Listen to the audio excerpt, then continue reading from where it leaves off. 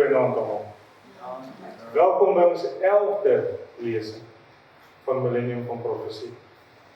Nou, ek kan nie glo as dit so vinnig gevorder en so vinnig so ver gevorder. En dit bly vir my voel asof ons nog net nie by die vleis van die verhaal uitkom. Alhoewel gisteraand wat die les vir ons gewys het, vir my 'n baie sterk waarskuwende rigting geplaas het. En agterna sê my skoonma vir my, maar hoe kan jy in die buitenste ruimte, hoe kan jy dink dat die mense so sal dink? Sê ek vir sy moet onthou, daai mense ken nie God nie. En hulle ken nie die skrif nie. Soos Farao vir Moses gesê, wie is jou God? Laat ek na hom luister. Sal daardie mense op daai stadium nie erken wie dit is wat kom. En Satan sal hulle kan oortuig om die stad aan te val. Nou, een ding wat ek gisteraand gesê het, en ek wil dit net weer sê, is ek het nie gesê dit gaan so wees nie. Dit kan moontlik anders wees, maar vir my is dit baie duidelik dat alles op hierdie oomblik saamspeel in daai rigting in. En soos ons vanoggend gehoor het, hoe naby dit werklik is, kan julle dink dat as Satan reeds besig is om sy misleiding, wat hy na die 1000 jaar die aarde mee gaan vang, in plek te sit. Hy's reeds besig met daai voorbereiding. Hoeveel nader is ons aan die tweede koms? Nou, later kan ek vir julle wys, laat dit eintlik in wat ons noem die gees van profesie ook staan, dat dit is wat hy gaan doen. Ek gaan dit vir julle later wys wat dit daar al reeds geskryf is, dat sy grootste misleiding kom, waar hy die wederkoms basis gaan naam. Maar vanaand wil ek julle weer terugvat na 'n klein bietjie goeie nuus toe. Kyk, soos ek julle gesê het, ons gaan die hele tyd goeie nuus en dan slegte nuus. Goeie nuus, slegte nuus. Die Bybel het amper daai ritme. Nou hierdie is basies goeie nuus, maar om gisteraand se verderf te mis, het ons nodig om vanaand te verstaan. Want daar is 'n paar goed wat jou in die verkeerde kant van die nuwe Jerusalem kan laat eindig. Sonder om het te ver vooruit te hardloop, kom ons buite. Ons liefdevol Hemelse Vader. Vader, ons kom weer eens vanaand voor U, en my Bybel lê oop. En Vader, dit is my gebed dat U woord wat voor my is, lewendig sal word in ons gedagtes en ons verstand. Vader, dat ons sal verstaan wat hier geskrywe staan. Dat U Gees in elke een van ons die uitleg sal gee. Vader, want ons het reeds geleer van wat die goddeloses se eindbestemming is. Maar ons het ook geleer wat ons eindbestemming is, sou ons aan U vashou. Daarom wil dit my kardinaal belangrik wees, Here, dat die metodes om aan U vas te hou, juist die moet wees wat ons die beste verstaan. Wees nou met ons, trek weer eens ons 'n kring van engele rondom hierdie gebou, hou vir ons die bose uit. Want Vader, ons weet die bose bestaan, en ons weet, U is sterker.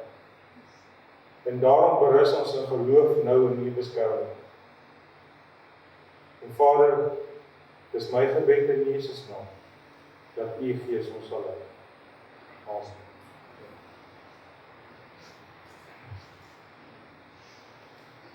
Net so, ons verhaal vanaand, of ons lesing, sy titel is 'n rivier van lewe. Nou ek het vir julle gewys, dat die rivier van lewe in die hemel, tussendeur die boom van die lewe vloei. Nou ons kom nou weer terug aarde toe, en interessants gewys, as julle oplet na die hoogste punt in die berg Everest, is 29.028 voet.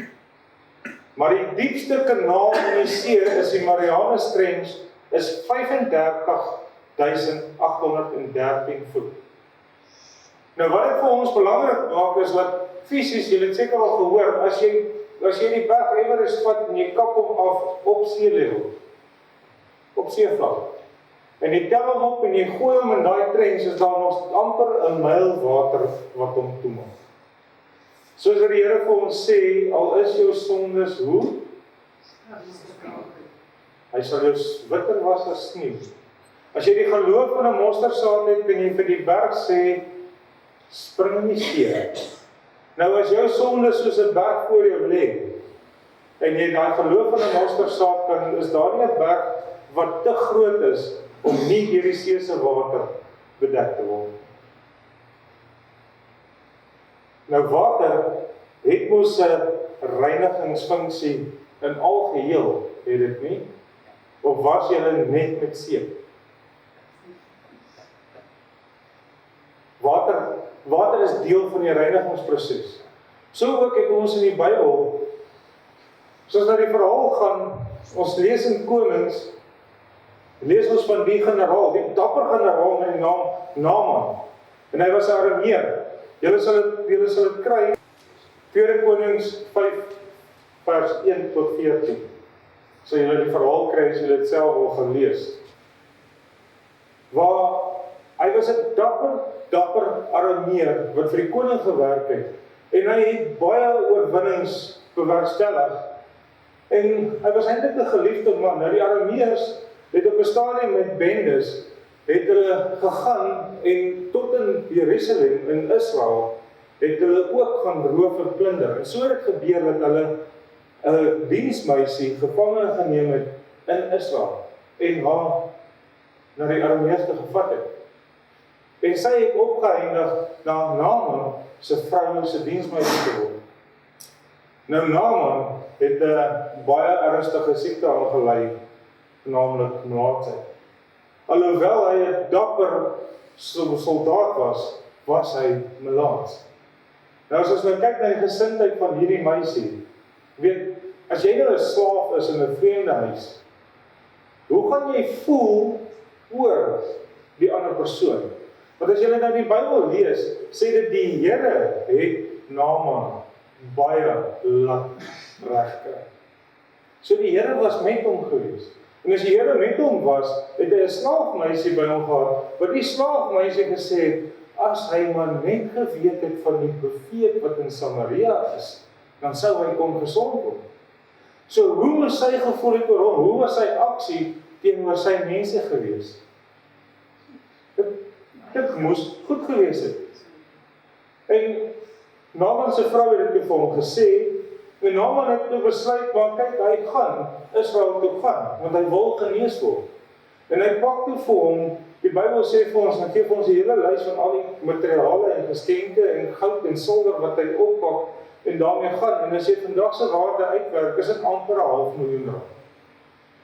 Nou, dis mos wat doktersrekeninge kos vandag, is dit nie?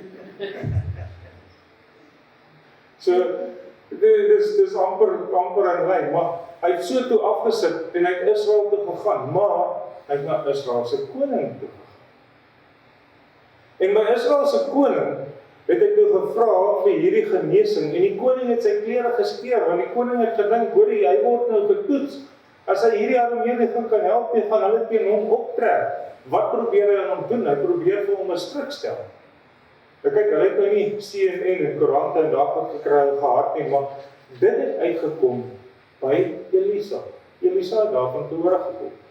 Nou as jy kyk na die naam Elisa en die naam Jesus. Jesus beteken redder, Yeshua redder. Elisa beteken God is redder. Nou Elisa het 'n dubbelmaat van Elia se gees gehad. Dit was die ooreenkoms hy gehad het om dop te hou terwyl hy weggaan. En die Bybel sê dat nie een persoon wat by Elisa aangeklop het vir genesing nie genees was nie.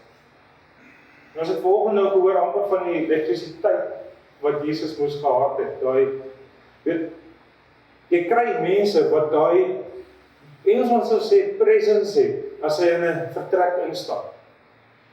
Nou, hier kom nou hierdie generaal, en hy hoor nou, die koning of Elisa hoor, dat die generaal was by die koning, en die koning het sy klere geskeur, en Elisa laat hom weet, hoekom stuur jy jou klere? Hoekom stuur jy hom nie na my toe nie? Sodat hy kan weet, daar is nog steeds 'n profeet in Israel. En dit gebeur toe, dat Naaman hoor nou van Elisa, en hy word geroep, en hy gaan na Elisa toe. Maar op pad na Elisa toe, stuur Elisa een van sy diensmanne uit, een van sy knegte, om tegemoet. En hy gaan sê vir hom, gaan was jou 7 keer in die Jordaan-rivier, en jy sal genees wees. Nou, dink julle self, wie is 'n generaal wat pas voor die koning kon verskyn het? En hierdie profeet het die vermetelheid om 'n knegt na hom toe te stuur. En dan kyk hy nog, dat die Jordaan-rivier se water was nie baie mooi nie. Die Jordaan-rivier is soos wat die Limpopo is, daarbo is 'n rivier wat nie konstant in vloed is nie. So hy het poele, wat as dit nou lank gelê, dan word dit nou maar groen en bruin en nie al te mooi nie, al te lekker, ordentlike water. En hy het vir homself gesê, die Bybel sê vir ons, hy het vir hulle gevra, maar hoor jy, is daar nie beter riviere in Damaskus nie, hoekom moet ek in hierdie vuil water in Israel gaan? En hy het omgeswaai, en die Bybel sê amper, hy het sy perd gespin, soos wat hy omdraai, en hy het vererg weggegaan. En soos wat hy weggegaan het sy diensknegte nader aan hom toe gekom, want onthou hy was melaats, hulle moes weg van hom af, die een van hom af beweeg. En daardie dag as jy melaats was, as jy buite die laar gehou gewees, en as jy in die strate loop, moes jy skree, onrein, die mense van jou af weghou, want dit is aansteeklik, jy kan die hele volk melaatsheid gee. Hoe is sonde? Presies dieselfde. Een sonde lei tot die ander een, tot die ander een, tot die ander een. Maar, ons gaan daarby op weer kom, sy diensknegte kom toe na hom toe en sê vir hom, maar my Heer, ons gaan nou by die Jordaan-rivier verby. Wil u nie maar doen soos die profeet gesê het nie? Want as hy vir u 'n belangrike opdrag gegee het, sou u dit toch gedoen het. Nou is dit 'n netelige saak, nou wil u nie. Nou as jy nou mooi daaraan dink, hoeveel keer het die boodskap by hom uitgekom? Hoeveel keer is dit vir hom gesê, deur sy diensmeisie, sy vrou, oor na die koning, hy is geroep, die diensknegt is na hom te gestuur. Hoeveel keer kom God oor ons pad? En die Here sal altyd laat jy in daai rigting, onthou, hy moes in die rigting van die Jordaan teruggaan na sy plek, die Here sal dit altyd op ons pad hê. Die keuse gaan altyd ons wees. Weet, in my eie lewe het ek mense gehad wat vir my gewerk het, en ek het vir hulle DVD's gegee, en die ou het toe 'n groep mense by sy huis dat DVD's kyk, en toe hy op 'n sekere punt van die DVD's kom, toe wil hy nie verder kyk en hy gooi dit in die asblik. En 'n hele klomp maande daarna toe loop ek 'n vriend van my vas in die dorp, en hy het 'n nuwe besigheid begin, en ons begin sit te praat, en ek sê vir hom, as jy 'n besigheid wil begin, moet jy dit met die Here doen, en hy sê vir my, hy noem vir my die professor se naam, het jy al van hom gehoor, en ek sê vir hom, hoeveel wil jy weet? Hy sê, nee, hulle was in 'n huis besig om die DVD's te kyk, en toe wou die ou nie verder kyk nie, en toe kon hy dit nooit weer kry nie. Dan het hom in die kar, af na my huis toe, en ek gee vir hom die straat. En dis wat ons doen, die woord versprei. Daai boodskappe het op verskillende maniere by hom gekom, tot op die punt wat hy by wat ons noem die waarheid het gekom. Nou terug by Naaman, hy klim toe van sy perd af en hy trek sy wapenrusting uit en hy klim in die Jordaan en hy sak die eerste keer af, en sak die tweede keer af, en sak die derde keer en die vierde keer. Nou dink daaraan, Elisa het vir hom gesê 7 keer. En nou wil ek julle vasvra. Hoeveel keer moes hulle rondom die stad Heiligdom geloop? 13 keer. 1 keer elke dag vir 6 dae en die 7de dag 7 keer. Sê ek julle vasvra. Maar die getal 7. Dit is 'n baie belangrike getal in Bybelterme. En onthou, nou dink aan hom, die 5de keer dat hy sak, kom hy op, dis vuil water, hy's 'n ryk generaal. Jy's 'n ryk generaal wat 500.000 rand nou net in jou sak saamgevat het om vir 'n dokter te gaan gee. En hy sak die 6de keer en hy staan op, maar niks gebeur nie. En die 7de keer toe hy afsak en hy kom op, sê die Bybel, sy vel is terug na 'n baba vel. Nou dink julle in hierdie dapper, sterk, fris soldaat uitkom met 'n baba velletjie. So sagkens sy mense om hom staan agter ons voel. Maar hy is gesond gemaak. As die Here jou 'n opdrag gee, tot wanneer te voer jy hom uit? Tot op die einde. Presies soos wat die Here dit gegee het. Dit sou hom nie gebaat het om te gaan doop in enige rivier in Damaskus. By die Jordaan. Nou die Jordaan is 'n baie belangrike rivier in die Bybel vir ons, want die Jordaan is baie meer as 'n aktiwiteite gebruik. Vraag 1. Watter Nuwe Testament profeet het die Jordaan-rivier gebruik vir doop of skoonmaak?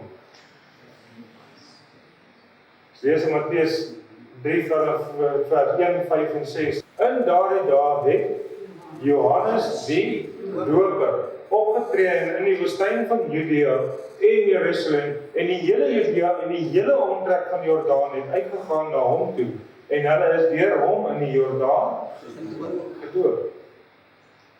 Interessant. Die Bybel sê evangelies begin by die doop. Doop is heel eerste in elke evangelie. En dis die heel laaste opdrag in elke evangelie. Sou julle reken is dan belangrik, ja of nie? Watter heerlike Bybelseremonie simboliseer 'n gewas uit die melaatsheid van die sonde? Staan op, laat jou doop en jou sondes afwas, terwyl jy die naam van die Here aanroep. Soos wat die melaatsheid van hom afgewas is, so was die doop jou sondes weg. Dit is wanneer jy jou keuse gemaak het om jou lewe vir die Here te gee, is dit die stap wat jy neem. Volgens die Bybel, hoeveel verskillende maniere van doop is aanvaarbaar?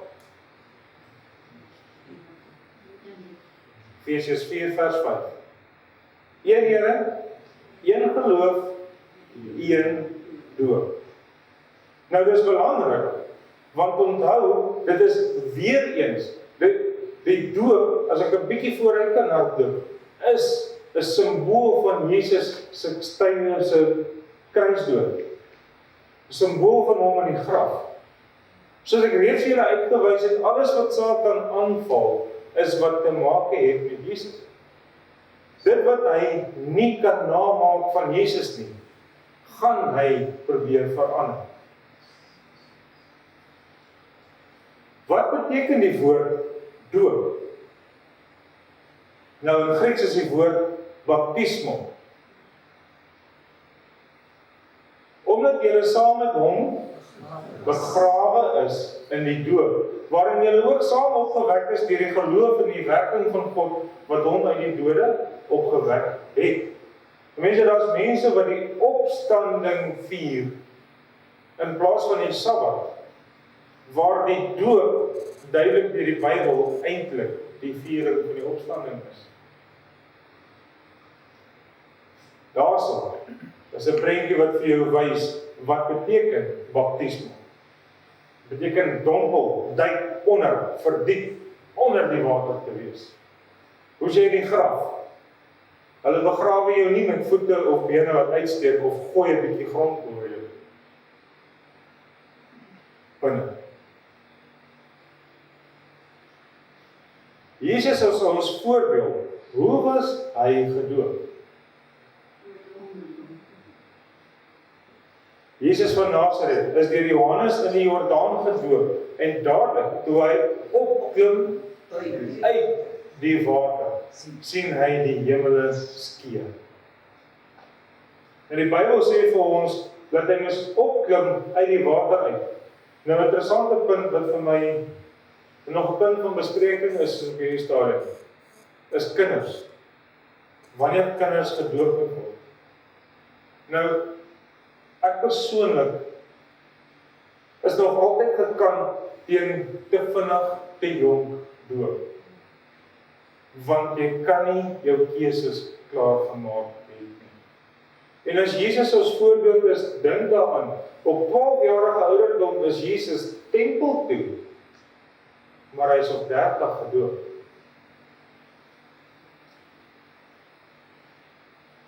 Dis nogal iets om bietjie aan te kou en bietjie aan te dink. Want as jy dit te vinnig doen en neem 'n kind, pasgebore baba, het nog glad nie 'n keuse gemaak. Jesus het mos geweet wat hy doen. Die Jordaan-rivier, en Johannes was ook besig om te doop in Enon, naby Salem, omdat daar baie water was. En die mense het daar gekom en is gedoop. Ek het reeds vir julle gesê, die Jordaan is eintlik nie 'n seisonaal. Hy spoel sekere tye van die jaar. So dit is 'n rivier waar jy sal moet gaan soek vir waar die baie water is. En hier sê die Bybel, daar waar baie water was. Hoekom? Want jy is nie net besprinkel nie. Jy is in die water ingeneem en gedoop. Hier is 'n foto van hoe hulle mense doop. Nou, jy kan in ag neem dat baie keer is daar baie mense wat gedoop word. Maar in werklikheid is dit 'n heilige affære. Mense, dit is 'n huwelik wat jy intree met God. Doop is 'n ernstige besluit. Dis wanneer jy jou keuse publiek maak. Sê vir my, julle dames wat hier is, as jou man vir jou gesê, ek sal jou trou, maar kom ons doen dit skelm, ons vertel vir niemand daarvan. Wie sou getrou? Dis publiek. Nou, as jy gedoop word, is die sondes af te was. Dit wil sê, jy laat staan dit agter. Wie van julle dames sou getrou het as jou man vir jou gesê, ek gaan nog hierdie 2 meisies hou, maar ek sal met jou trou?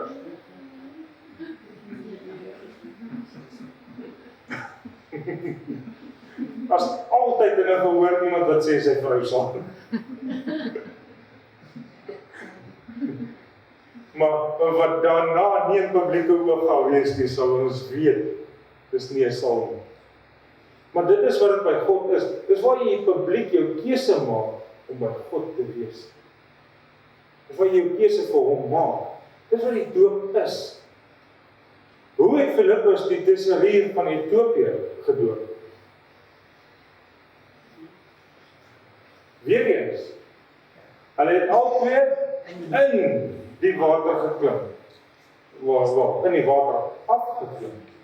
Phillip en die hofdienaar, en hy het hom gedoop. En toe hulle uit die water opkom, het die gees van die Here Phillip skielik weggevoer. Nou as jy die verhaal gaan lees in Handelinge, sê dit vir jou, wat keer my? Die hofdienaar sê, hier's baie water, wat keer my om gedoop te word?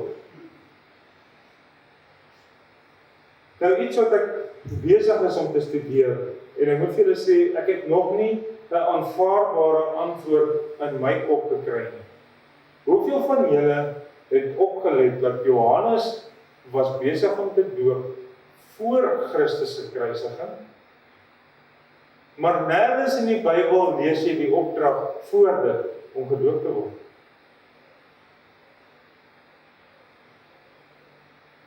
Julle het al opgelet. Tog moes dit 'n aanvaarbare praktyk gewees het, want Jesus het gegaan om gedoop te word.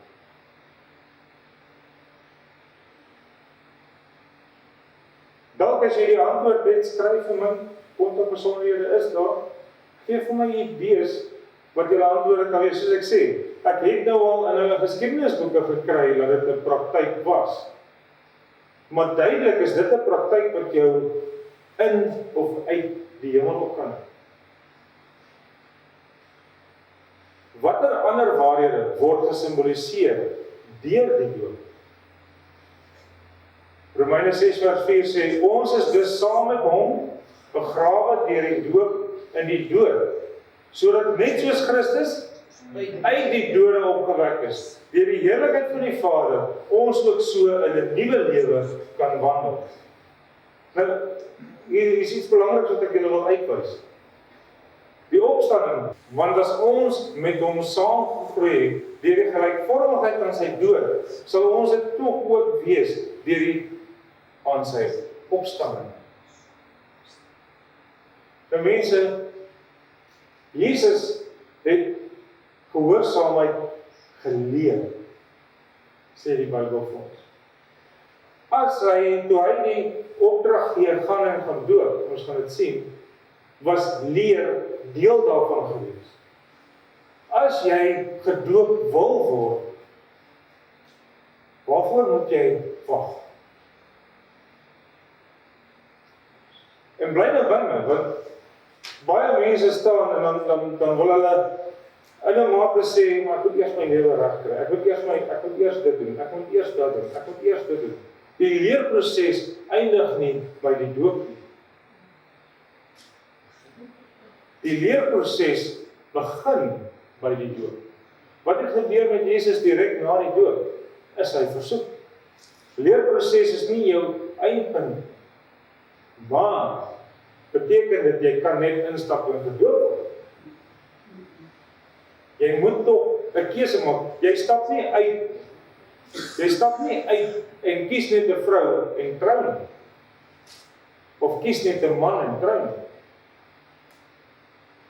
Jy gaan deur die proses om te leer ken en dan te wil. En dan as jy wil, hoeveel van julle het meer van julle mans of vrouens geleer nadat julle getroud is en saamgebly?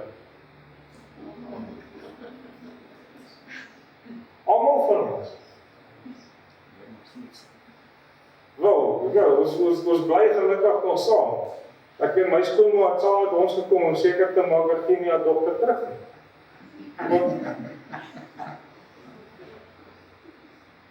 Maar jou leerproses het nie door die huwelik gestop nie.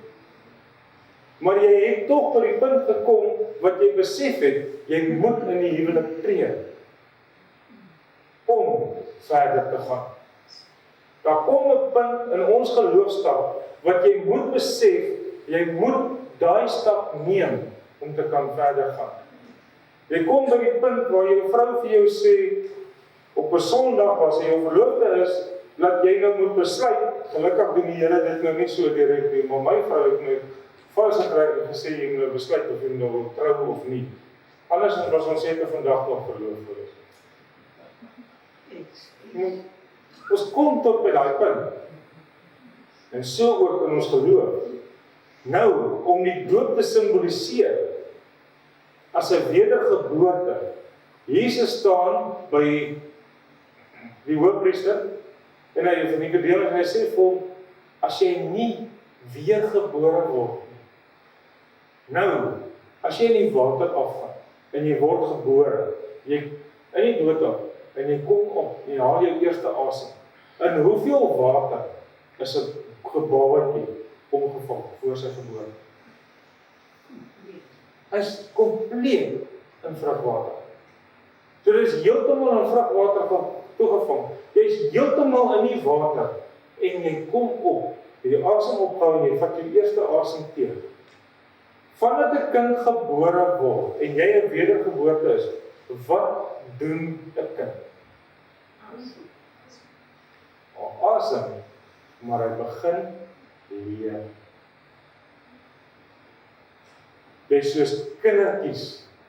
As jy nie soos kindertjies word nie, sal jy die ewige lewe nie ingaan. En die leerproses begin as jy kind is. Nou dit is nie, soos die prentjie nou vir julle wys, 'n kind wat net met water gegooi word nie. Dit is ons wat kinders van die Here genoem word daarna. Want ons is wedergebore uit die doop uit, opgestaan. En dan begin jy leer. Hoe belangrik is die doop dan?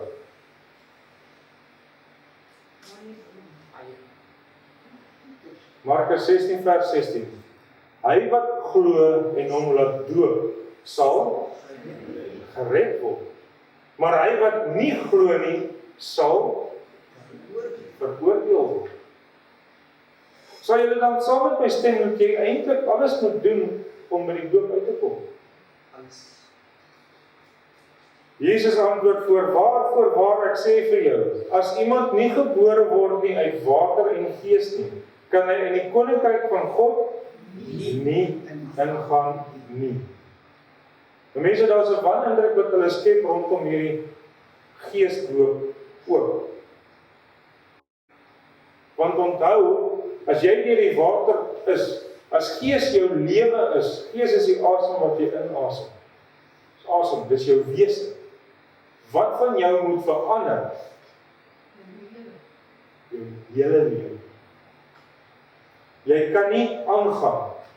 Toe Jesus by die oorspellige vrou kom, het hy haar nie veroordeel nie. Maar wat het sy gedoen?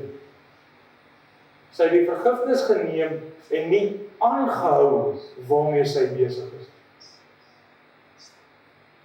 Net soos die man wat sy vrou trou en nie aangaan met ander vrouens. Net so as jy vir God aangeneem het, jy nie met ander gode kan aangaan. Jy nie met jou sondes kan aangaan. Gaan dit beteken dat ons gaan heeltemal ophou sondig?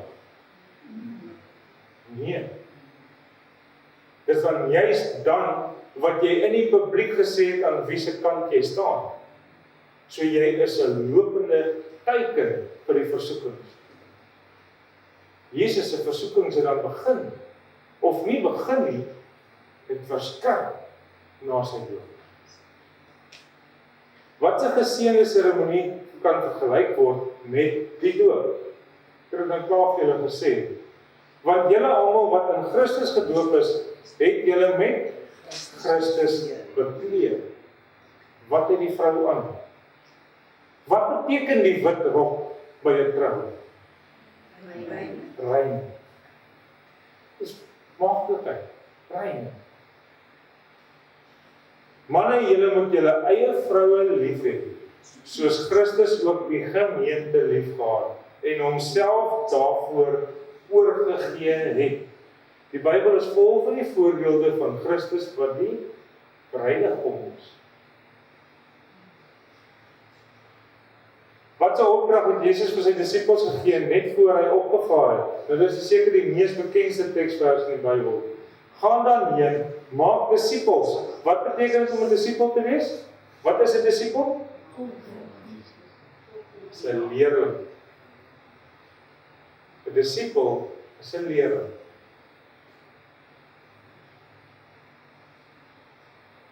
Maak disippels van al die nasies en doop hulle in die naam van die Vader en die Seun en die Heilige Gees. Dis Matteus 28 vers 19. Baie vertalings bring die leer ook in, leer hulle. Dit is 'n konstante opvoedingsproses. Wat is 'n Bybelse kwalifikasie moet die doop voorgaan? Jy sal sien, hier is eintlik 'n paar. Eerstens, ons moet Jesus se leringe verstaan.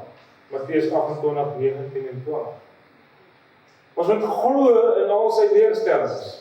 Markus 16 vers 16. Ons moet ons bekeer van die vorige sondes. Handelinge 2:38. Jy moet glo met jou hele hart. Wat het Phillip vir die kopdienaar gesê? As jy met jou hele hart glo, is dit beoordeel dat jy gedoop word. En ons moet stem om weg te draai van sonde. Dit moet jou begeerte wees om op te hou sonde. Onthou, Abraham het nie vir Isak geoffer nie, maar sy gehoorsaamheid was sy begeerte om te doen wat die Here hom gevra het, soveel so dat hy gereed was om dit te doen. Die Here ondersoek ons harte. Ons word geoordeel daarvolgens. Aanvaar Christus as jou persoonlike verlosser en ervaring van die nuwe geboorte. Waar het al hierdie valse vorms van doop dan ontstaan? As ek sê al hierdie valse vorms, dat is amper 15, 16 maniere van doop. Verskillende maniere, verskillende leerstellings daar buite, wat doop aan. Want terwyl julle die gebod van God nalaat, hou julle aan die oorlewering van mense vas. Die eerste eeuse kerk in Philippi, staan hy man binne in 'n doopbad, binne in die kerk. Nou as hy binne in die doopbad staan, dan beteken dit nie, hulle het water uit die doopbad uitgeskep en oor die mense gegooi nie. 'n doopbad in Rome.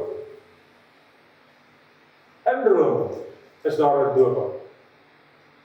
Dit was nie tot die raad van Ravenna in 1311 na Christus dat besprinkeling en storting offisieel net so aanvaar is as onderdompeling in die manier van doop. Is in die vroeë 1300s wat 'n heidense praktyk in die Christendom ingebring is. Want in die heidense praktyk het hulle die kindjie gevat en water oor sy kop gestreel en hom vir die songod gebied. En dit het eers by ons leerstellings ingekom. 1311. Wat sê die Bybel in verband met die wat die leringe van die mense bo die waarheid van God plaas? Want nou God het die voorbeeld gestel, God het die voorbeeld gegee. Matteus 15 vers 9 en Markus 7 vers 7 sê dieselfde. Nou daai woordjie, te vergeefs. As ek vir julle sê, julle gaan te vergeefs vanaand vis vang, hoeveel gaan julle vang? Niks. Jy kan met jou beste bedoelinge, jou beste visstokke, jy kan met alles. Weet, ek het so tyd terug, koop ek vir my die top gehalte visvang, viskatrol wat jy kry op daai stadium, die top gehalte. Koop vir my die top gehalte lyn. Ek koop vir my die beste visstok wat jy op die mark kry. Ek het hom nog steeds. Hy is nog baie na my hart en julle sal sien hy het baie min gebruik. Hoe goed jy hom ook al maak. Ek het met daai grootste gehalte afgegaan. En ek gaan staan by 'n man se toutie of was 'n man se toutie, gaan staan ek op die rotse. En as ek gooi ek so ver dat die skeep op die horison moet uitswaai, anders gooi ek 'n gat in sy dek. Maar ek gaan sit die lyn daar agter. En ek vang niks. En hier kom 'n klein ouetjie. Geskeurde klere, net so lank stukkie lyn. Stap hier langs my verby. Weet, ek het nog nie eens vir julle gesê hoeveel het ek betaal vir aas, maar die aas het amper soveel gekos as 'n stok. En hy krap 'n mossel van die rots af en hy hak dit aan sy hoek en hy gooi dit so in en binne 4 sekondes het hy 5 sulke visse gevang en dit is vir hom genoeg en hy hou opgevang met 'n plastiek sakkie, gooi hulle in en hy draai om en hy loop. Hy het na my gekyk en gesê, my maat, te vergeefs gooi jy daar waar die vis is nie. Hulle lê hier voor jou. Die waarheid is altyd hier voor jou. Ons gaan soek hulle waar dit glamorous is. Die generaal, die Naaman, het gaan soek waar dit mooi word is. Jesus sê, te vergeefs vereer hulle my deur leringe te leer wat gebooie van mense is. Wat se probleem het ons? Jy wil nie op die mense se tone trap nie. Jy wil hom nie te nakom nie. Jy wil nie sy gevoelens seermaak nie. Dan begin ons hulle te volg. En dit wat die Here sê, begin ons nalat. Daar's 'n groter waarskuwing in hierdie, as wat ons baie keer dink. Maar al sou ons of 'n engel uit die hemel julle evangelie verkondig in stryd met wat ons julle verkondig het, laat hom 'n vervloeking wees. Iemand wat teenstrydig praat teen, is veronderstel om 'n vervloeking te wees. Maar het die doop van die Heilige Gees nie die doop deur onderdompeling vervang nie? Hoekom sê ons nie? Petrus sê vir hulle, bekeer julle en laat julle elkeen van julle gedoop word in die naam van Jesus Christus tot vergewing van sondes en julle sal die gawe van die Heilige Gees ontvang. Is dit reg om weer gedoop te word? Voordat ek daai gaan antwoord, wil ek weer terugvat na Petrus. Ons gaan dit later op maar. Hy kom in Handelinge, kom hy by die hoofman se huis aan en daar kry hulle dieselfde ontvang van die Heilige Gees wat skik en laat hulle die Here begin loof. En daarna het hy nog steeds vir hulle gesê om gedoop te word. Dit was nog steeds. En hulle antwoord hom, ons het nie eens gehoor dat daar 'n Heilige Gees is nie. En hy vra hulle, met watter doop is julle dan gedoop? En hulle antwoord, met die doop van Johannes. Handelinge 19 vers 2 tot 5. Onthou, Johannes, terwyl hy gedoop het, is Christus nog nie aan die kruis gewees. Vir die Gees is nog nie uitgestort gewees, soos in Handelinge. Maar wat doen hy toe? Daarop sê Paulus, Johannes het met die doop van bekering gedoop en aan al die volke gesê dat hulle moes glo in die een wat na hom kom. Dit is in Christus Jesus. En toe hulle dit hoor, is hulle gedoop in die naam van die Here Jesus. So as jy gedoop was en jy is nie gedoop in die volle kennis nie, kan jy weer gedoop word as jy die volle kennis kry. Dis wat die Bybel vir ons sê. Dan is dit geregtig vir jou om weer gedoop te word. Is die doop gekonnekteer met die aansluiting by 'n kerk?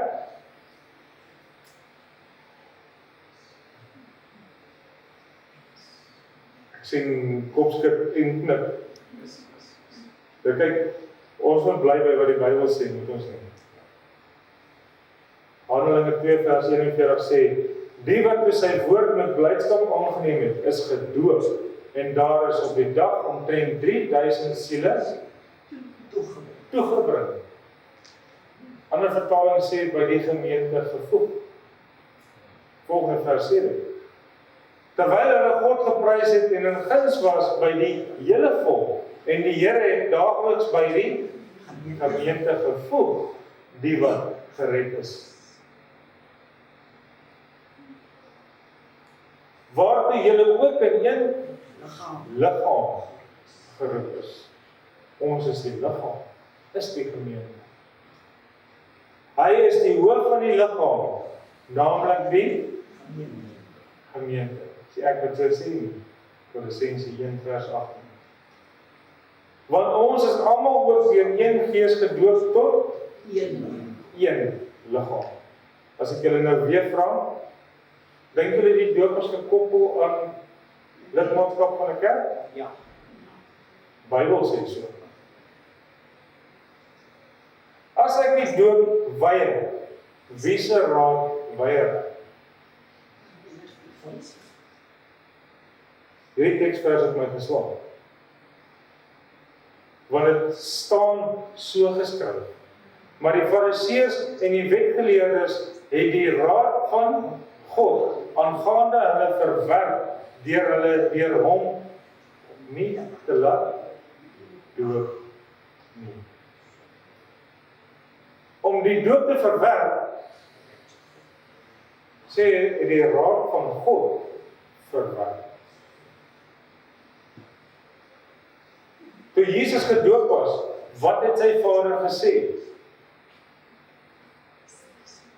En in daardie dae het Jesus van Nasaret in Galilea gekom en is deur Johannes in die Jordaan gedoop. En daar het 'n stem uit die hemel gekom: U is my geliefde seun, in wie ek welbehaag het. Die Here was gelukkig met sy doop. Met hom, sy gehoorsaam. Maar vir afsluiting wil ek, en dit staan in julle les ook, wil ek julle hier bring by wat het gebeur by daardie doop. Julle kan volg in die les net by aanvulling in die onderkant. Die hemel is geopen.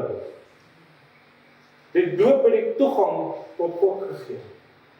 Daar by die doop, onthou, Christus het die middelganger vir ons gegee.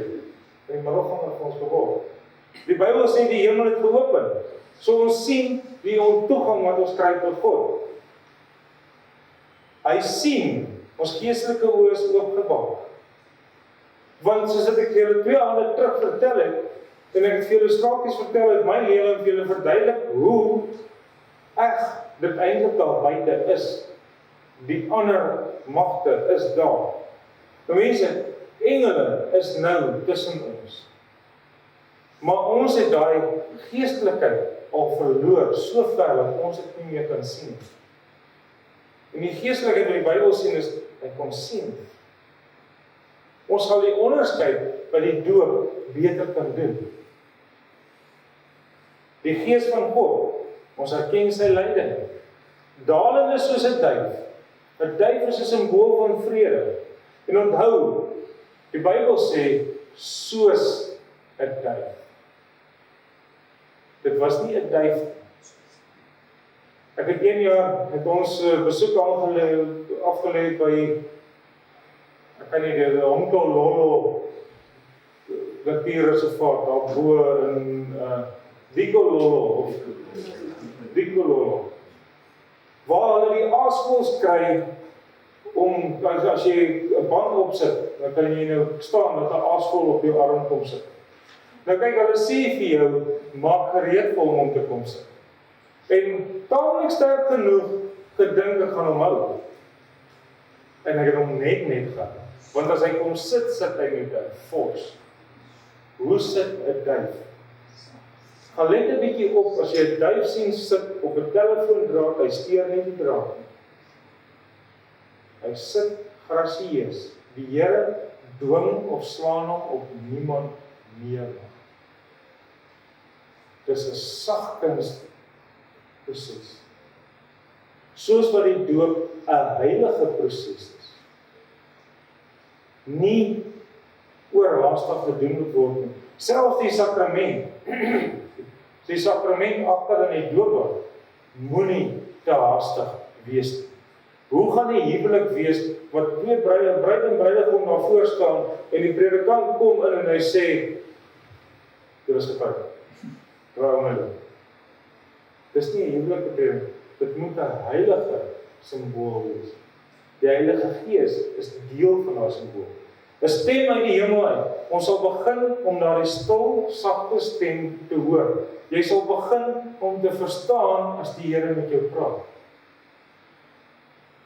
Daar is so 'n prentjie wat hulle geteken het, waar die man op sy knieë staan, en dan sê hy, ag Here, praat met my, dan kom jy hand af met die Bybel. Praat tog met ons. En dan hierdie woorde, my geliefde seun. Ons is aangeneem in sy koninklike familie en word burgers van 'n ander land. Soos Jesus gesê het by die tempel, wie die reg om my broers en my susters genoem te word, die wat die wil van my Vader doen. Nou ons weet, hy sê ook, ek 'n welbehae in het.